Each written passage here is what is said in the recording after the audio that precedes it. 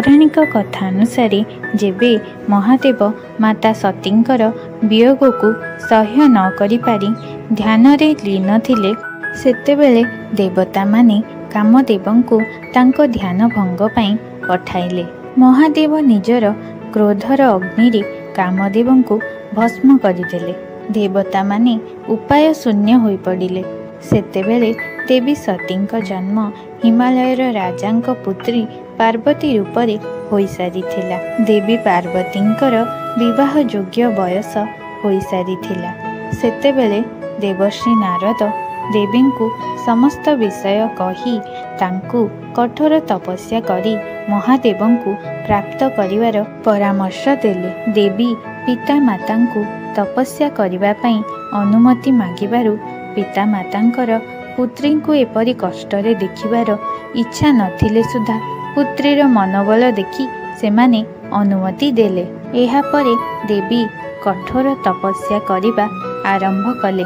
किछि वर्ष जाई देवी गछरु झड़ीथिबा बिल्व पत्र को आहार करी तपस्या कले। किछि वर्ष परे देवी बिल्व पत्रर आहार छाड़ी देबारु तांकर नाम अपर्णा हेला।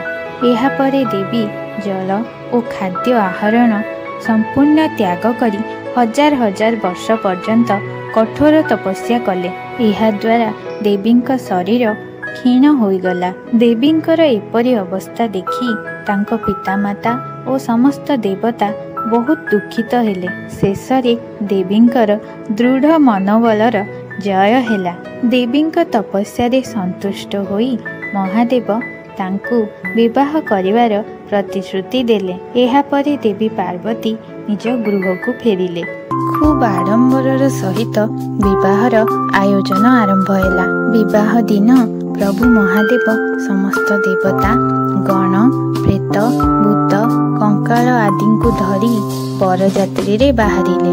माता पार्वतींक घरे बरजात्री जाई पहुंचिला। देवी पार्वतींकर माता महारानी मैनावती महादेवंकर वंदापना करिबा पई आसिले। से देखिले महादेव नंदींक उपरे विराजमान करिथिले। तांको शरीर रे भस्म लेपित होइथिला। तांको सहित अति भयानक बरजात्री गण थिले। महादेवंकर बरजात्रीर एपरि भयानक रूप देखि देवी मैनावती मूर्छित होइगले। जेतेबेले देवी मैनावती सुस्थ हेले से एपरि पुरुषंक हातरे निज पुत्री को देवा पई मना करिदेले। एपरि परिस्थिति रे माता पार्वती देवी चंद्रघंटांकर रूप धारण कले। देवी चंद्रघंटा महादेवंक निकट को जाई तांकु एक सुंदर राजकुमारर रूप धारण करिबा पई अनुरोध कले। देवींक कथारे महादेव एक अत्यंत सुंदर राजकुमारर रूप धारण कले। एहा परे देवी पार्वती एवं महादेवंकर विवाह सुंदर भावरे संपन्न हैला। सांग माने कहानीटी भल लागिथिले वीडियो को लाइक करंतु।